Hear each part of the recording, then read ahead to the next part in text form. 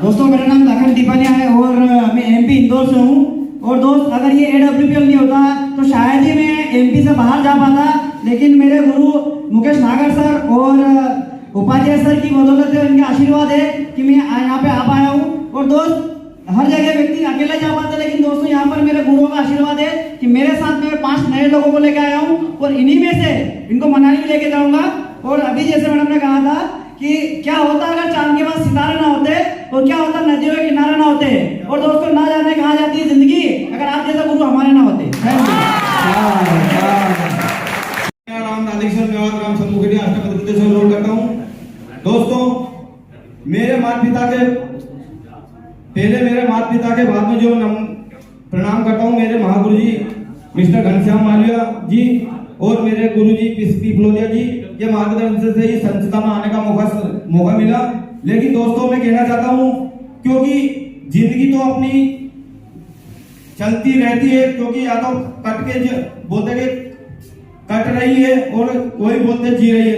यहाँ पर जिंदगी जी रहे हैं और बाहर अपन जो रोजमर्रा की जिंदगी चला रहे थे वो कट रही थी।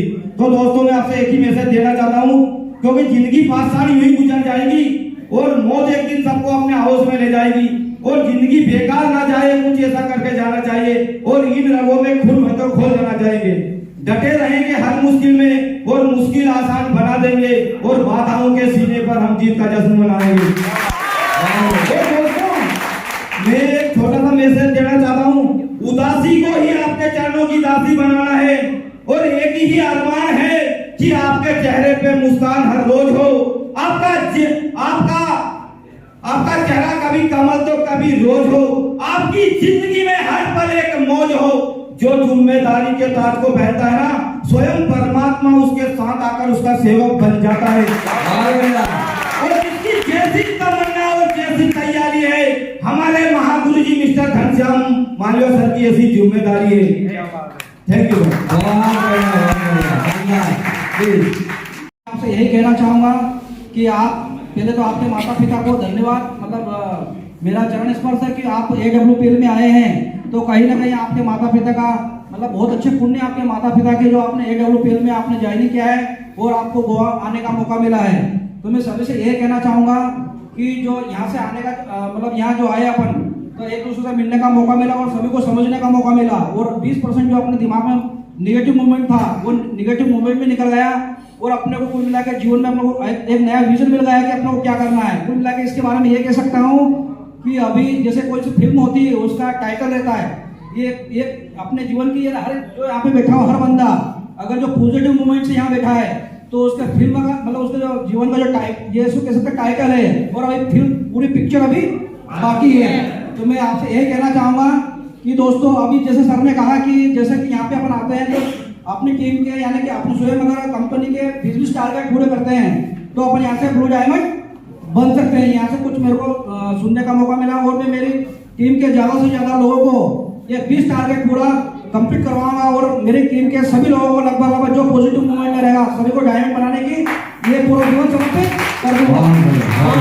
और कहना चाहूंगा सर में कि दोस्तों इतना अच्छा प्लेटफॉर्म अगर हमें मिला है तो मैं यही कहना चाहूंगा कि दोस्तों मंजिलें मिले ना मिले ये तो मुकद्दर की बात है, लेकिन हम कोशिश ही ना करें ये तो गलत बात है। तो हमें बहुत ही अच्छा लगा और मैं धन्यवाद करना चाहूंगी मेरे महागुरु जी प्रमोद पिस्तारिया सर, चंदन बोरा सर और उपाध्याय सर का। आज जो यहाँ आके हम सभी लोगों ने देखा कि मैं अपनी फैमिली के साथ आई हूँ, बहुत अच्छा लगा। पहला शायद मेरा एक ऐसा ट्रिप होगा शादी के बाद जो मैं अपने हस्बैंड के साथ स्पेंड कर रही हूँ। और यहाँ से मैं एक सोच लेकर जरूर जाना चाहूंगी कि मैं मनाली टारगेट यहाँ से जो है कंप्लीट करूँ और वहाँ पर भी अपनी टीम को जरूर जो है टारगेट कंप्लीट कराऊँ और अपनी टीम के साथ फुल एंजॉय करके हम मनाली भी जाएंगे। आप लोग बताएं कि आपका एक्सपीरियंस कैसा रहा। सभी को मेरा प्यार भरा नमस्कार। मैं धन्यवाद करना चाहती हूँ संजीव सर का और खासकर अपने हस्बैंड का जो इसमें AWPL में ज्वाइन हुए। उनकी बदौलत मैं आज दूसरी बार गोवा आ रही हूँ। पिछले मार्च में गोवा आई थी, आज फिर गोवा आई हूँ। होने को तो मैं गुजरात भी रही हूँ, लखनऊ भी रही हूँ, वहाँ 700-800 फैमिलियाँ होती है, लेकिन वही जो वहाँ नहीं किया जो मैंने यहाँ किया है। जयपुर किया, पिछली बार हम 4 फैमिलियाँ आई थी, आज 7 या 8 फैमिलियाँ आई थी। ओके। मेंटर, हमारे मार्गदर्शक, जिन्होंने आज से पहले कुछ समय पहले शुरुआत की थी और आज हम जैसे पता नहीं कितने लोगों का जीवन बदल रहा है। Company upcoming average leader mister BS Bhandari साहब,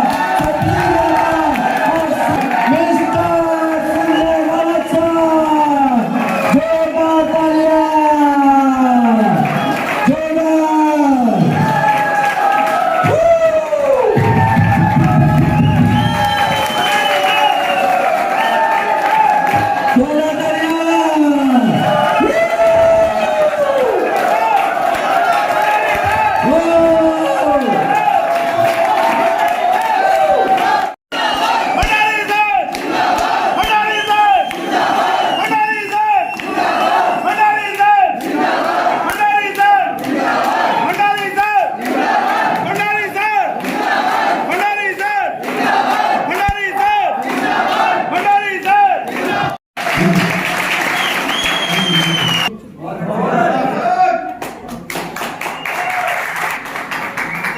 कैसा रहा आप लोग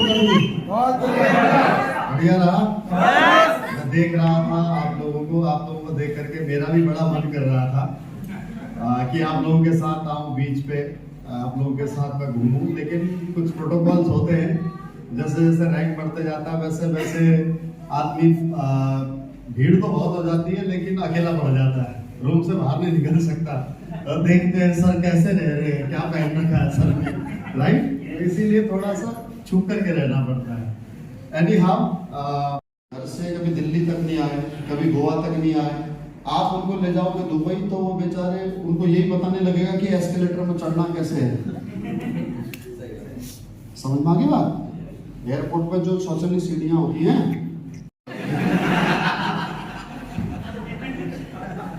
समझ में आ गई बात।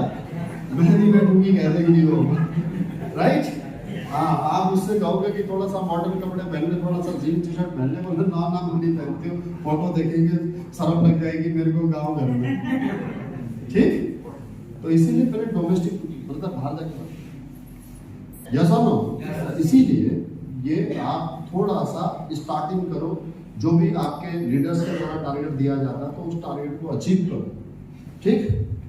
पैसा बचाने के लिए काम मत करो, अगर काम करना ही है तो कामयाबी का एक मूल मंत्र है, खर्चा करने के लिए कमाओ। अगर खर्चा करना है,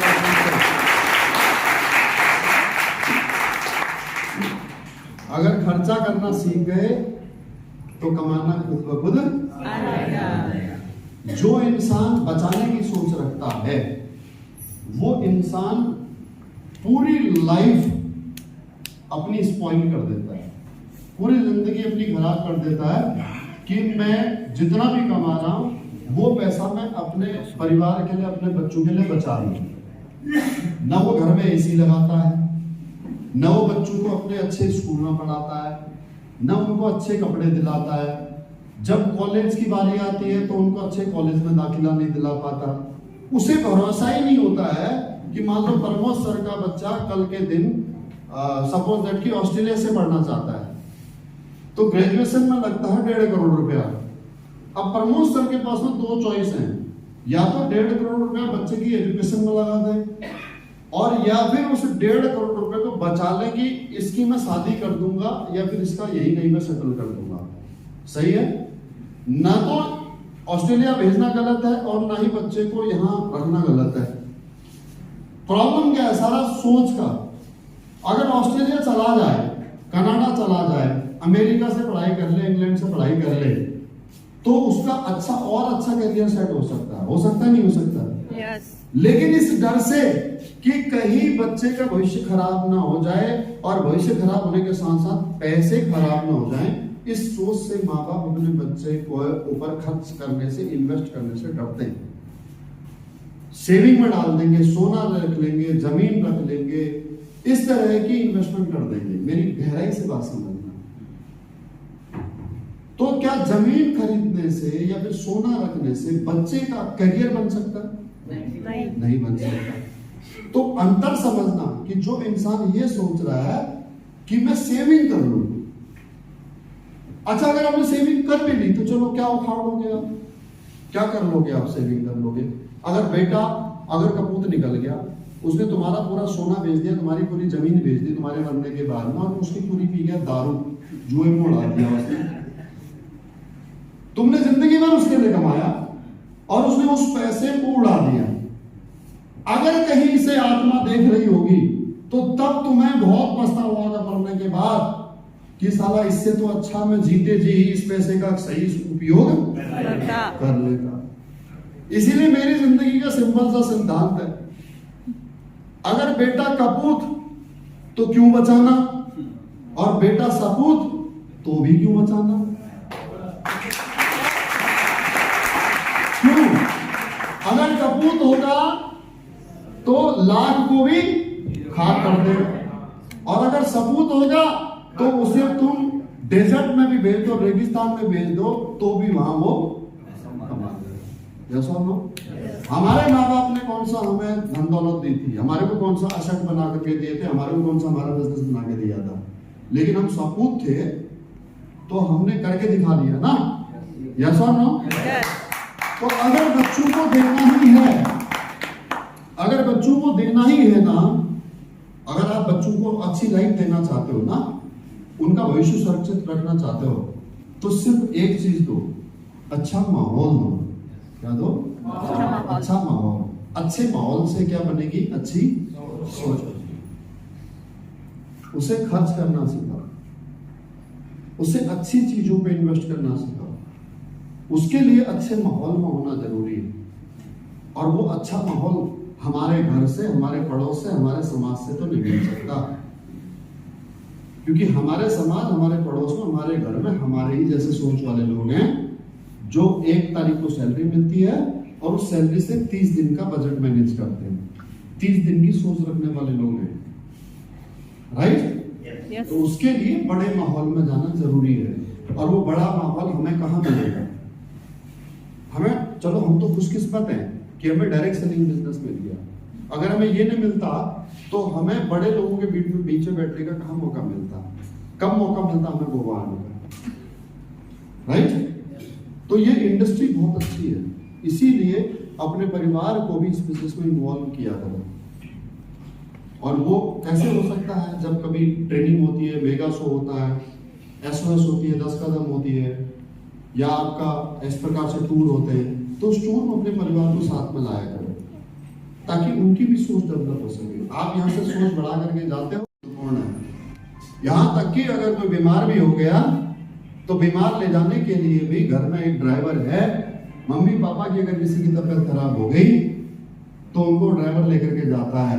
मेरे लिए मीटिंग, और अगर पिताजी को हॉस्पिटल ले जाने में से अगर किसी एक को चुनना हो तो पहले मीटिंग को चुनूंगा।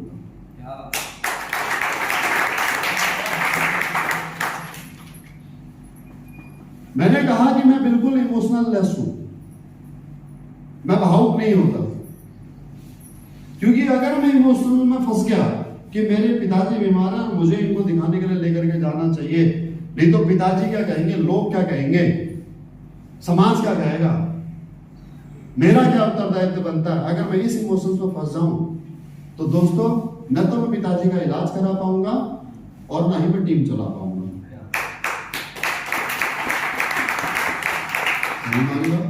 प्रैक्टिकल बात बता रहा हूं। मेरे फादर को अटैक आया और मैं उड़ीसा में था, तो मैं मीटिंग छोड़ करके नहीं आया, मैं ड्राइवर को बोला जाओ ले जाओ। उसी दिन डिस्चार्ज होकर के वापस आ गए, वो स्टंट करके। सारा खेल किसका? पैसा होना इंपॉर्टेंट है। आप आने वाली प्रॉब्लम को नहीं रोक सकते। अगर किसी को हार्ट अटैक आए तो रोक सकते हो क्या? कोई भी एक्सीडेंट हो जाए रोक सकते हो क्या? लेकिन एक्सीडेंट के बाद में क्या चाहिए? कोई बीमार हो जाए तो उसके इलाज के लिए क्या चाहिए? वो इंपॉर्टेंट है। अगर मेरे बच्चे का बर्थडे है और मेरी ट्रेनिंग है तो मुझे क्या चुनना चाहिए? ट्रेनिंग। मैं भगवान को बहुत मानता हूं, मैं देवी देवताओं की पूजा में बहुत मानता हूं। एक तरफ नवरात्र है और दूसरी तरफ ट्रेनिंग है, मुझे क्या चुनना चाहिए? अब जो इंसान इन इमोशन में फंस गया कि यार मेरे लिए पूजा पाठ जरूरी है, मेरे लिए जागरण जरूरी है, मेरे लिए समाज में हर जगह भंडारी भंडारी सुनना जरूरी है। बहुत सारे लोग होते हैं, ऐसा नेचर होता है जिनका कि समाज में लोग जिनको अच्छा कहें, अरे ये तो बड़ा सामाजिक आदमी है, ये हर जगह मौजूद होता है। वो उसको क्या बीमारी है, मानसिक बीमारी है। उसको क्या बीमारी है? वो सेल्फ लवर है, खुद से बहुत प्यार है उस इंसान को, बहुत स्वार्थी इंसान वो चाहता है कि मेरी तारीफ हो, हर जगह से मेरे बारे में अच्छा बोला जाए। अब जब आप किसी को समय दोगे, किसी के साथ आप किसी के काम आप अगर आओगे, तो लोग तो आपकी तारीफ करेंगे ही ना, यस और नो? जैसे अगर मैं अपना टाइम निकाल करके यहां आया हूं, तो आप मेरी तारीफ करोगे नहीं करोगे? करोगे नहीं करोगे? लेकिन समझना यह है कि मैंने अगर यहां पर समय दिया है, तो मुझे यहां से फायदा हो रहा है या नहीं हो रहा है? मुझे फायदा हो रहा है नहीं हो रहा है? अगर हो रहा है तो समय दूंगा, और अगर मुझे फायदा नहीं है तो मैं बिल्कुल भी समय बिल्कुल नहीं। आपको प्रॉब्लम पता ही नहीं है, सेल्फ ऑब्सेशन में और सेल्फ लव में बात बराबर अंतर होता है। सेल्फ ऑब्सेशन क्या होता है कि मेरी हर तरफ से तारीफ हो, मेरा हर इंसान तारीफ करे, वो है सेल्फ ऑब्सेशन।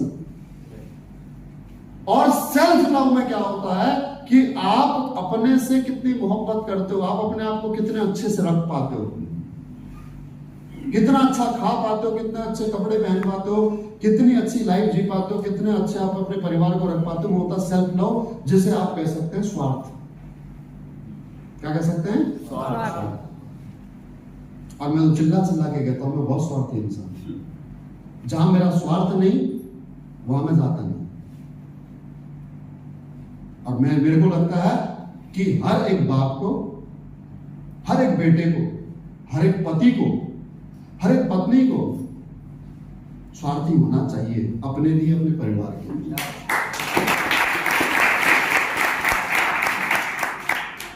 मैं जमाऊंगा उसमें से किसी को नहीं दूंगा, यकीन मानिए। आप मेरे से मांग करके देखो, बिल्कुल नहीं। आप रो करके, चिल्ला करके, कुछ भी करो, रिक्वेस्ट करो, हाथ जोड़ो, आपकी प्रॉब्लम है सर, आप सॉल्व करो। मैं उदाहरण में नहीं दूंगा पैसा, ब्याज में भी नहीं दूंगा पैसा, आप कहीं और से मांगो। ये पूरा पैसा मेरे परिवार के लिए, पूरा पैसा। मैं पैसा उसी को दूंगा जहां से मेरे से लौटने की उम्मीद है। रावत साहब मांगेंगे तो शायद दे दूंगा, उपाध्याय साहब मांगे दे दूंगा, घनश्याम साहब मांगे दे दूंगा, आप में से कोई मांगे नहीं दूंगा। क्यों? क्योंकि देने से पहले मैं ये जरूर सोचूंगा कि मुझे वापस कब आएगा। यह है मेरा स्वार्थ। अगर मुझे वापस आने की उम्मीद नहीं है तो मैं नहीं दूंगा। हो सकता है आप 1 लाख रुपए मांगो और बहुत इमरजेंसी हो तो 10,000 ताकि आपका समय हो या फिर अपना पैसा उसी जगह लगाओ जहां से आपको मिलता है फायदा। आर्मी में मेरा एक बहुत क्लोज फ्रेंड था, सीतापुर लखीमपुर खीरी साइड का। तो पढ़ा लिखा था वो, पोस्ट ग्रेजुएट था। तो उससे मैंने एक दिन एक बात कही थी, मैं दोस्ती केवल 2 ही प्रकार के लोगों से रखता हूं, और ये आदत, ये जो मेरी फितरत है, ये मेरी आज से नहीं है। ये बात मैंने उसे 2003 या 2004 में गई थी। आज उस बात को 20 साल हो गए। अब समझना बात को, आज आपको साथ समझ में आ जाएगा। वो पोस्ट ग्रेजुएट था, मेरे से ज्यादा पढ़ा लिखा था। तो मैंने उससे कहा था मैं 2 ही प्रकार के लोगों से दोस्ती रखता हूं, एक उनसे जो मुझसे ज्यादा इंटेलेक्चुअल है, जो मुझसे ज्यादा समझदार है, और दूसरे वो जिनसे मेरे को मतलब होता है। तो उसने मेरे से पूछा कि मैं कौन सी कैटेगरी में हूं। तो मैंने उससे कहा कि अगर तू मतलब वाली कैटेगरी में होता तो तेरे सामने ये बात थोड़ी कहता, तेरे सामने ये बात कह करके तेरा दिल थोड़ी दुखाता। मैं इतना भी बेवकूफ नहीं हूं। समझ में आ गई बात? ये मेरी जिंदगी का सच है दोस्तों। और मैं भी आपसे यही चाहूंगा कि ऑब्सेशन में मत जियो, सेल्फ लव में जियो। पागलपन बीमारी है, साइकेट्रिक बीमारी है, मानसिक बीमारी है, हर किसी का अच्छा बनने की बीमारी, हर किसी से अच्छा सुनने की बीमारी। बहुत सारे लीडर्स हैं जो इन सब सामाजिक कार्यक्रमों में, धार्मिक कार्यक्रमों में इन्वॉल्व रहते हैं। मत रहो इन्वॉल्व, राजनीतिक कार्यक्रम में इन्वॉल्व रहते मत रहो। तुम्हें क्या मिल रहा है ये समझो बस। मिल रहा है कुछ, करो ना। मिल रहा है तो करो, नहीं मिल रहा तो मत करो, बिल्कुल मत करो। तुम किसी के लिए इस्तेमाल होने के लिए थोड़ी आए हो। ऐसे इस्तेमाल होते रहोगे जिंदगी भर, कभी इसके काम आगे कभी उसके काम आ करके। ऑप्शन बनते तो बनते थक नहीं गए तुम्हें।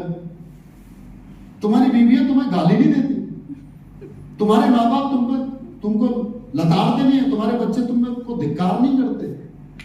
कैसे बाप हो तुम, कैसे बेटे हो तुम, कैसे पति हो तुम अपने परिवार को खुश नहीं रख सकते हो, पूरे समाज को खुश रखने की जिम्मेदारी नहीं रखी तुमको। पहले एक बार अपने परिवार को झांक करके तो देखो कि वो खुश है क्या, वो संतुष्ट है क्या, क्या उनकी जरूरतें पूरी कर पा रहे हो, क्या उनकी हसरतें पूरी कर पा रहे हो, क्या उनको सुकून दे पा रहे हो, क्या उनके लिए अच्छा घर बना दिया तुमने, क्या अपने बच्चों को तुमने अच्छे स्कूलों में, अच्छे कॉलेजों में दाखिला दिला दिया, क्या उनके लिए तुम्हारे पास सेविंग है। अगर तुम मर जाओगे तो क्या तुमने उनके लिए इतना धन का बंदोबस्त कर दिया है कि उन बच्चों को तुरंत सड़क पर ना आना पड़े। क्या करेगी तुम्हारी बीवी अगर तुम आज मर जाओगे तो बताओ, कौन सा ऐसा रास्ता है, कैसे जिएगी एक बार इमेजिन करो। मेरी बात का बुरा मत मानना, और मानते हो तो मानो मेरा क्या बिगाड़ लोगे। गाली तो दे सकते हो कैसा इंसान है करके, मेरी पीठ पीछे बुराई तो कर सकते हो। यहां से जाने के बाद में मेरे बारे में ज्यादा से ज्यादा क्या कर सकते हो अगर मेरी बात पसंद नहीं आ रही है तो? मेरी बुराई करोगे, करते रहो, मेरे को फर्क पड़ेगा नहीं पड़ेगा। तो एक बार सोच करके सोचना, फिर एक बार आंख बंद करके इमेजिन करके देखो कि तुम मर गए हो। जैसे भी हमारा एक डायमंड लीडर राजेश सैनी मर गया 27 साल की उम्र में, 2 बच्चों को छोड़ कर गए। इमेजिन करो तुम मर गए। अब बताओ तुम्हारा परिवार क्या कर रहा है। तुम मर चुके हो, तुम्हारा शरीर नहीं है, पर केवल तुम्हारी आत्मा है। अभी क्या है तुम्हारी आत्मा। अब एक बार इमेजिन करो कि तुम्हारी फैमिली कैसे सरवाइव कर रही है, तुम्हारे पास में क्या सोर्सेज है इनकम के, तुम्हारी वाइफ क्या काम करेगी, तुम्हारे माँ बाप क्या करेंगे, बच्चे क्या करेंगे। एक बार इमेजिन करो, सोच करके सोचो। बात करते हैं समाज की, बात करते हैं आस पड़ोस की, पहले अपने घर की बात कर लो।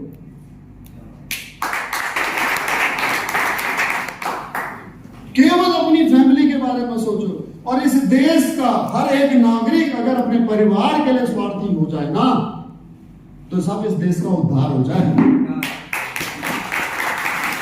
देश गरीबी की रेखा से नीचे जीने वाले लोग हैं ना 90% से अधिक, ये लोग गरीबी की रेखा से ऊपर आ जाएं। और इन्हीं सब चीजों का हर इंसान फायदा उठाता जो समझदार है, जो बुद्धिजीवी है। जो ये करते रहते हैं ना, तेरी पार्टी मेरी पार्टी, ये धर्म के नाम पर बांटना, जाति के नाम पर बांटना, ये सब धंधे हैं, बिजनेस है, बिजनेस। वो लोग हमारी इसी मूर्खता की वजह से खरबों रुपए कमाते हैं हमारे से। एक नेताजी भाषण दे रहे थे भेड़ों को। मैं अपनी वाणी को विराम देना चाहूंगा, और जो भी बातें मैंने कही हैं, जो बातें आपको समझ में आती हैं, उन्हीं बातों पर अमल करना। जो बातें आपको समझ में ना आए उसे नजरअंदाज कर देना। मुझे जज करने की कोशिश मत करना, कुछ नहीं मिलेगा। कहीं आप मुझे जज करने लग जाओ कि भंडारी सब बुरे आदमी है, बेकार आदमी है, तो इससे आपकी लाइफ में घंटा फर्क नहीं पड़ने वाला। इसलिए मुझे जज मत करना, मुझे जज मत करना। आपको समझ में आया है तो उसे फॉलो करो, नहीं समझ में आया तो मेरी बात अगर समझ में नहीं आई तो छोड़ दो, यही बात छोड़ दो। इसका मतलब अभी आपका और मेरा जो माइंड सेट है वो एक जैसा मैच नहीं हुआ। जिस दिन मैच हो जाएगा उस दिन समझ में आ जाएगा। समझ में आ गई बात? ठीक, ओके, थैंक यू। एक बार उधर के जोरदार तालियां, खड़े होकर जोरदार जोरदार जोरदार जोरदार ताली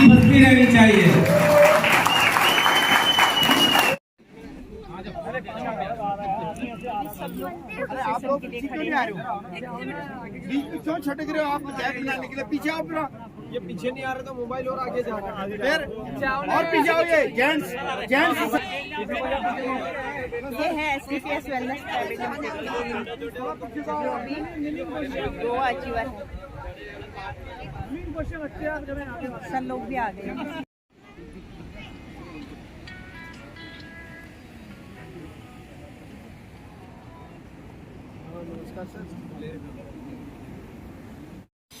अभी हम लोग बैठ गए खाने के लिए। पूरी टीम, आधी टीम चली गई, आधी अभी कुछ बाकी है यहाँ।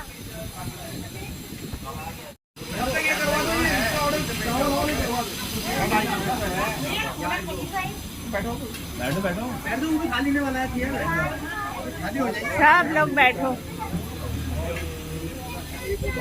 सब लोग बैठो, सबको मिलेगा। सब बैठे हैं SCPS के फाइटर।